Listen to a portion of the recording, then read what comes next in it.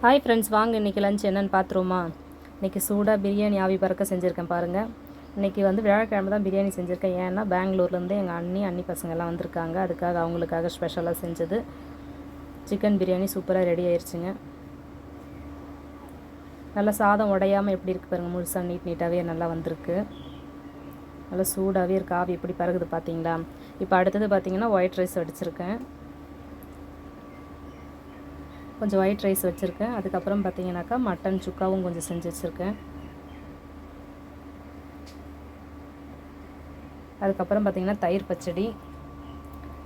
முட்டை வெந்துட்டுருக்குங்கன்னு ரெடி ஆகலை, டைம் ஆகிடுச்சு. அதனால் வீடியோ எடுத்துட்டேன். பசங்க பசிக்குதுன்னு சொல்லிட்டுருக்காங்க, அதனால தான். அதுக்கப்புறம் பார்த்திங்கன்னா ரசம் வச்சாச்சு. அவ்வளோதான் ஃப்ரெண்ட்ஸ். இன்றைக்கி மதிய சாப்பாடு. உங்களுக்கு பிடிச்சிருந்தா லைக் பண்ணுங்கள், மறக்காமல் சேனலை சப்ஸ்கிரைப் பண்ணி சப்போர்ட் பண்ணுங்கள்.